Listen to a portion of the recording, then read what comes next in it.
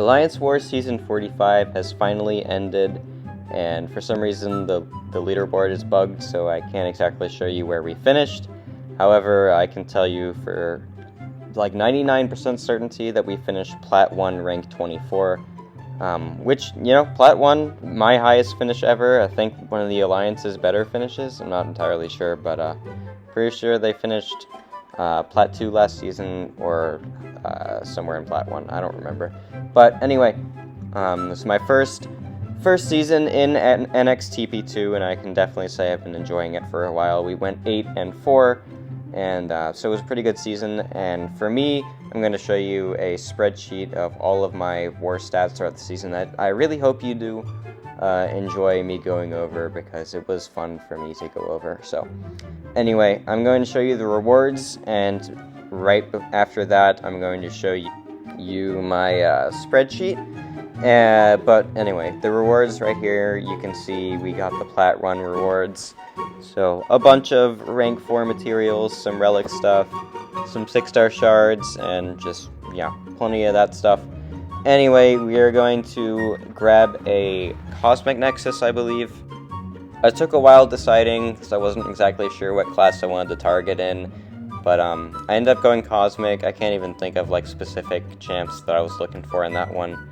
I know one was like Nova, I think. I don't remember the other ones though. Anyway, we open these 3 featured crystals first, and we're gonna pull a Sauron, which is a dupe. I believe it's a first-time dupe. I can't even remember now, but it's not like it even matters. He's a 7-star. I'm not ranking him up anyway.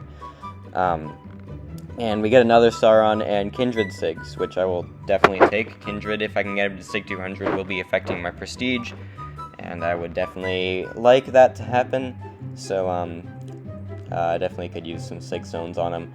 Anyway, next up we have the 4-star Relic Crystal, just because, yeah, we dupe our Valkyrie.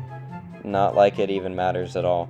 Anyway, we open this Cosmic Nexus here, and we just get a new Venom. I already have the 7-star Venom. I have a 7-star Venom duped, but somehow didn't have the 6-star version even once. Kind of weird how that turned out. But anyway, we're gonna pop some T6 crystals just to see if I can form a couple of catalysts before I get into the spreadsheet part of the video. We form a science and a tech. I can now rank 5 a science 6-star if I do so choose to do that. And I'm going to make a rank 4 right here. This is my 31st rank 4. I'm doing Shocker. I really enjoyed the buff, and I think he's going to help out a bit next tactic. So anyway, thank you for watching the crystal opening, and here is a recap of my season, and I do hope you enjoyed this portion of the video. I definitely did enjoy making it.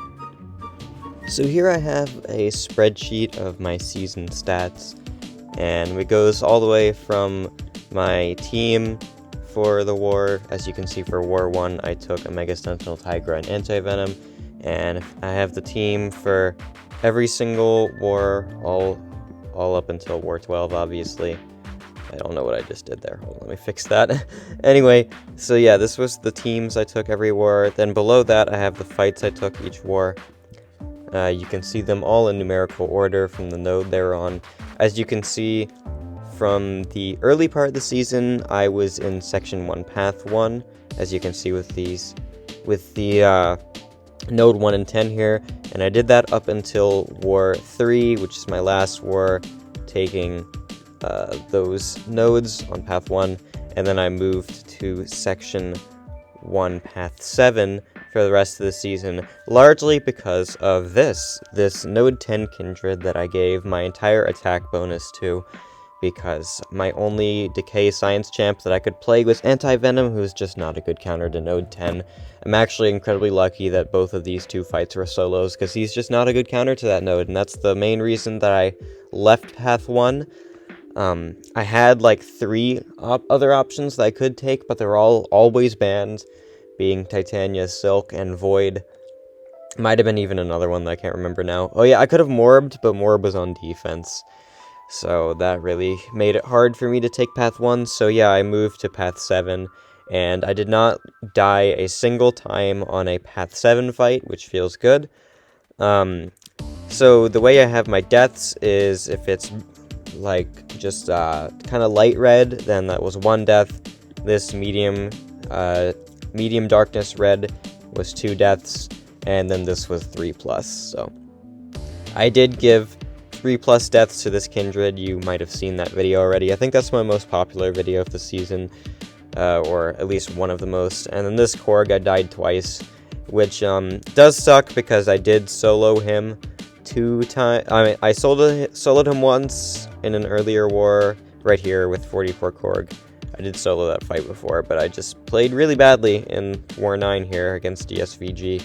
So that sucks, but it's okay. So as you can see, I like to break how my season went into 3 thirds. So the first third, Wars 1, 2, 3, and 4, went really, really bad. I gave up a total of 6 attack bonus in just the first 4 wars. And this werewolf boss, it wasn't originally my assignment. We were up ahead by a lot, and I just asked if I could take it, and I just didn't play it well. I messed up a little bit with how werewolf's AI works, and I died there.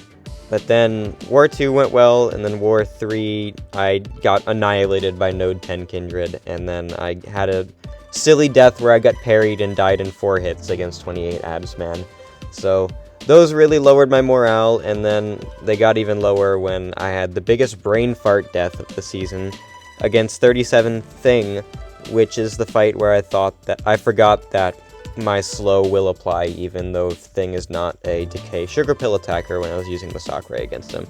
So it was at this point in the season where I had a pep talk with probably one of my best friends in this game, 21 Egatron, and he did help me get back into the swing of things. As you can see, this was when we were really focused on what my paths would look like, what my planning would look like. He helped me so much in these 4 wars. That's why you can see they're all solos.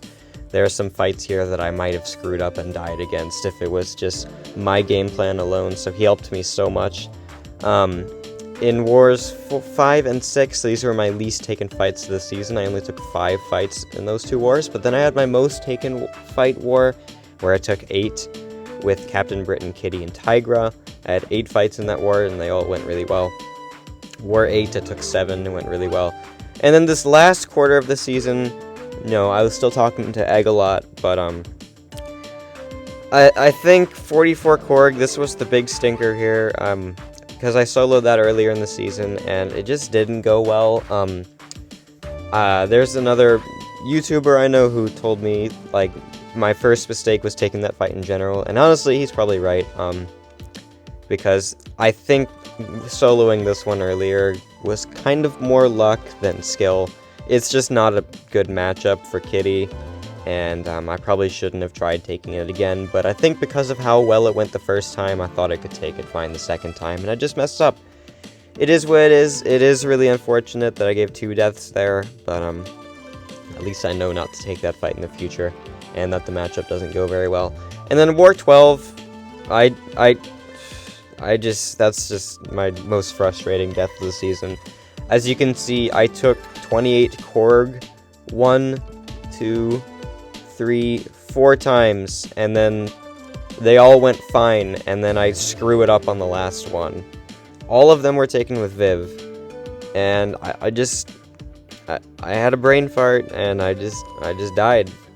So that was a really annoying war for me, but it is what it is. We still had a pretty good season ending 4 wars as far as my standards go, but the best part was by far this middle quadrant, or this middle third, just because they were all solos. I got to take Britain to war in War 7, so that always made me really happy. I had Lady Deathstrike into war, which she only took 1 fight, but it was a really exciting one, and I can't wait to play Lady Deathstrike more with the next tactic. And so that is how this part of the spreadsheet goes. If we move lower, we can see my solo rate for each war. As you can see, I had a really bad solo rate in War 3, where I died. I died a lot. I only soloed 2.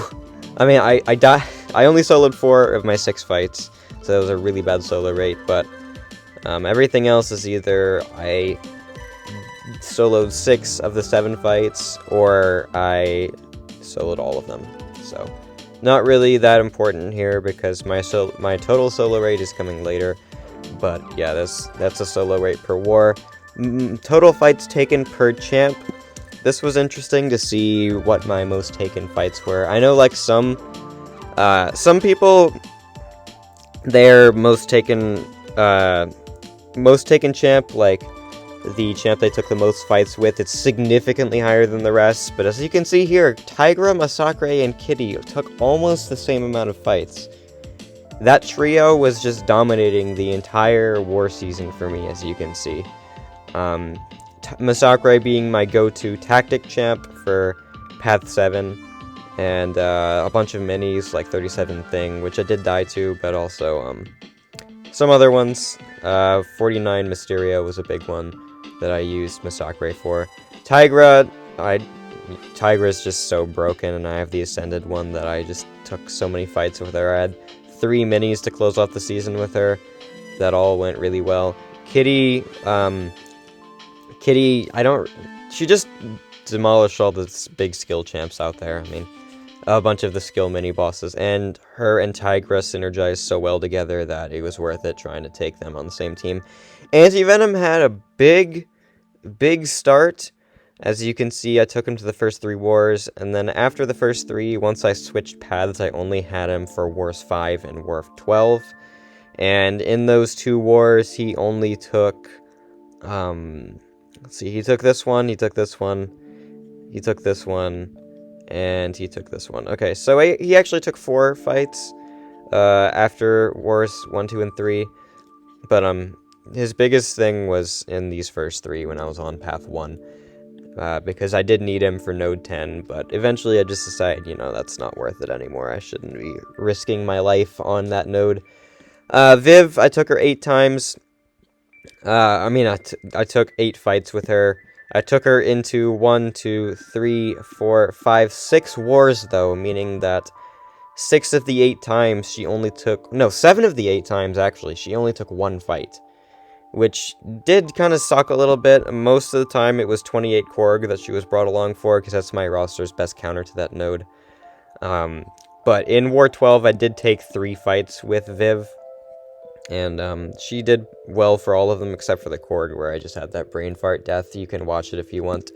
Mega Sentinel and CGR only were used in the first 3 wars. They were just good for some of the more easy Path 1 fights, like Node 28 and Node 1.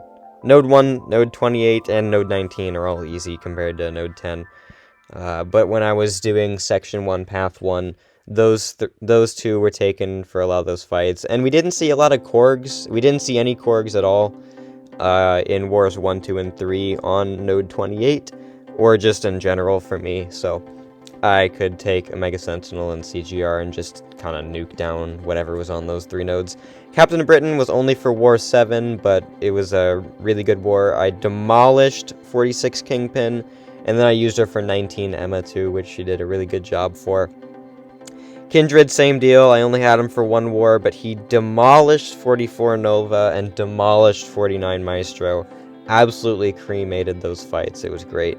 And the Lady Deathstrike had 1 fight for me, which was just 16 Weapon X, but I'll be taking her a lot next season, so it's fine.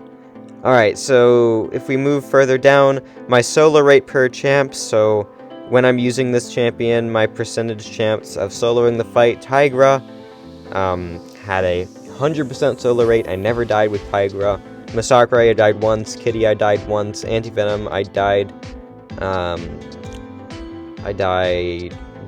twice with Anti-Venom, I think. I'm wondering if that percentage is right. I think that's right. I'm not sure. Viv, I died once. Mega Sentinel, I died once. And then all these other 4, I soloed every time. But you can see here some interesting stats of just like, what is my solo rate with the champ I'm using. Obviously, Tigra, I neutered everything I fought with Tigra. It felt really good. I did have 1 really close call against 42 Gore in War 2. I almost died there, and then I almost died against 28 Lady Deathstrike with Tigra, because that is a matchup you do not want to take, and it went differently than I thought it would go. Don't ever try to do that matchup.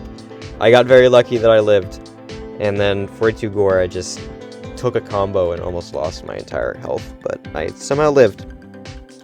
Okay, so if we move down, we have average fights per war. I had 6.4 average fights, so a little more than 6 fights per war, which is pretty high considering the average would be 5. The way our alliance worked was you get the list of the mini bosses, and then if you feel confident with the mini, you can claim it.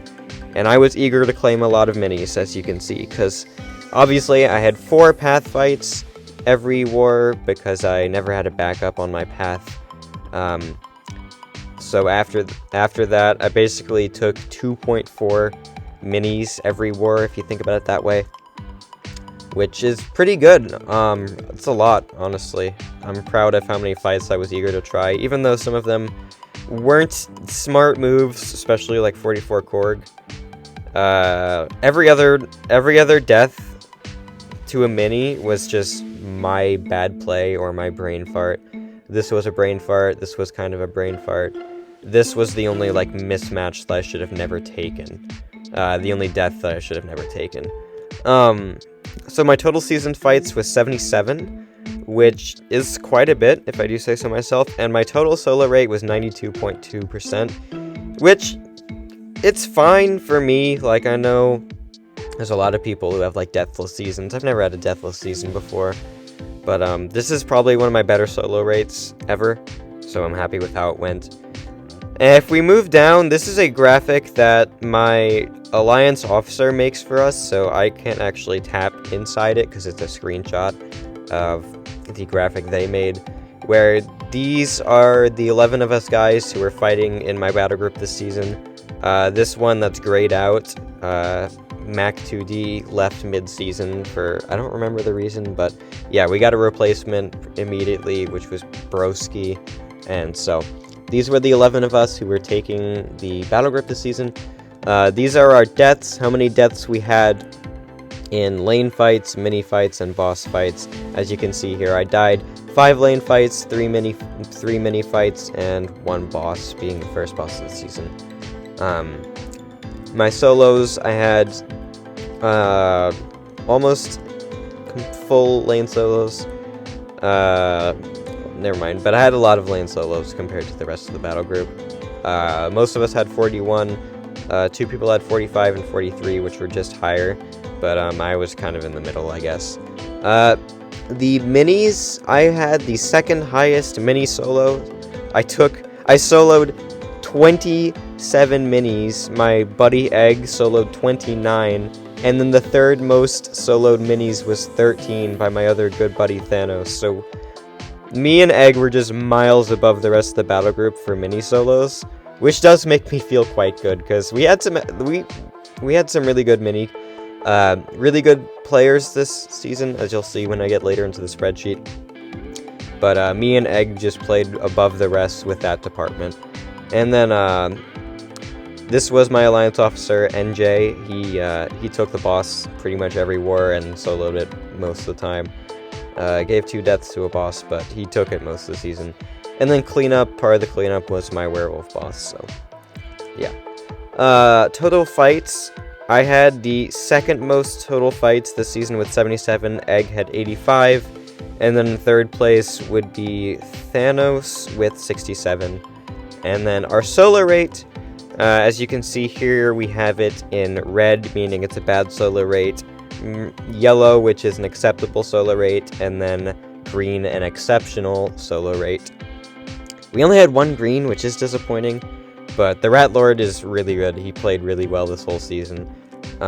Didn't take too many minis, took only 7, but he did really well. I had a 88.3 solo rate. Their solo rate works differently than the way I mathed it out. For additional deaths did lower the percentage a little bit, but like actual solos, it was 92, and then this is a little bit lower for the extra deaths I gave. But I did have the second highest solo rate. Egg had the third highest, and then The 4th highest was this person who left in the middle of the season. Defender kills, which I didn't have on my spreadsheet because it was pretty clear how they worked on this one. I had 12 defender kills, 7 of them being gore, and it would have been higher if we didn't switch out my gore for Sheaf's, I don't know how to say that name, but Sheaf 55's gore mid-season.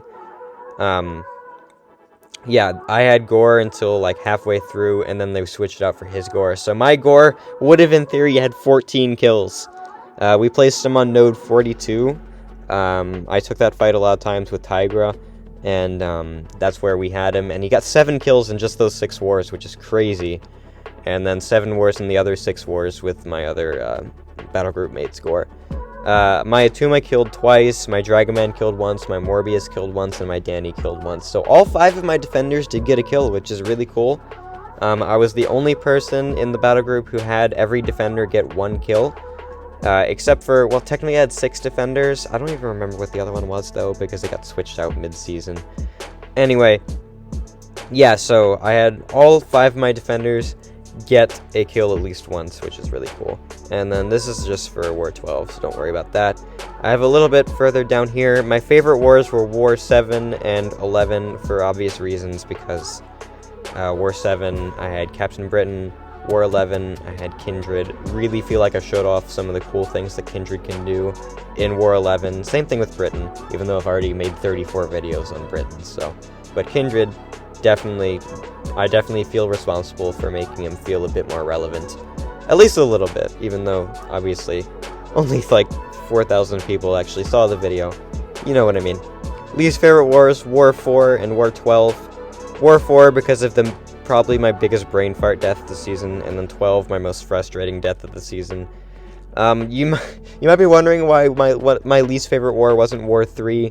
That's because at least I can laugh really hard at how badly this Kindred went. At least it's a good war for laughs, you know? I mean, I have that. Favorite attackers this season? Tigra, Masacre, Britain, Kindred. I mean, like, what else do you want me to say? Tigra and Masacre just... Yeah, Tigra just soloed everything, destroyed everything. Masacre just my go-to decay attacker of the season. And one that was very reliable for me. Britain and Kindred, they only took 2 fights, but they were 2 fights that I was so happy to take. My least favorite attacker might come as a surprise. It's Viv, and the reason for that is because it feels like almost every time, Viv was literally just on the team to take 28 Korg. Or just some other node 28 defender, because that's just all my roster could take, and she's my least favorite attacker only because I had to drag her on the team to take node 28, and I couldn't take much else with her. If I could, like, get some minis down with Viv, make her feel like she had more of a purpose than just that one node on the team, I would have liked her a lot more, but that just wasn't able to happen. Kingpin 2 was another one where I just had to drag her for. Favorite nodes taking the season, node 16. Really fun destroying that node with Kitty and Masacre. Masacre especially because of just how I get to show off the fact that Masacre not ever having to knock the opponent down is something that's really valuable for a champ, and definitely something that I really enjoyed showing off. 41, that was a couple Zemos I took on that node. I like that node a lot. I like the Scared Stiff root node. I definitely like it a lot more when I'm kittying it with Tigra, but even when I kittied it without Tigra, I still did a pretty good job, if I do say so myself. I do like that node. I know a lot of people probably don't, but I enjoy node 41. And then 47, I enjoyed that node a lot. That's power efficiency, feat of vigilance. Took some Adam Warlocks on that one, took some Gores on that one, and usually Tigra was just my go-to for that node, and she did a really good job. Least favorite nodes, node 10 obviously, but I'm pretty sure I'm going to go back to finding node 10 be a fun node next season when I don't have to deal with a bunch of decay mystics. I do think Vigorous Assault is fair, but that was the main reason I was dying on node 10, because of Vigorous Assault. But I do think it's a fair node, and I don't think they should remove it. And 28, which was mainly just because I had to bring Viv and Viv alone for it, because it was one of my only counters to that node being Buffet. Next up, I have my total fights per champ graphic. You can see here that Tigra took 22% of all of my fights, Masakre almost 20, Kitty almost 19, and then you can see the rest here. It's just a fun little pie chart I made. You can see the champ's face and stuff in the pie chart, and I do like looking at this graphic just to see, okay, here's what attackers did the best for me, or just like, here's what attackers I use the most, and yeah, this is what it looks like. And then the very bottom, I just have our war season stats. We won every war up to war 8 and lost every war between 9 and 12. A little disappointing finish. Definitely a disappointing finish, not even a little bit disappointing, but I mean, we had a winning record, so at least there's that. And yeah, so that is all of my war stats for the season.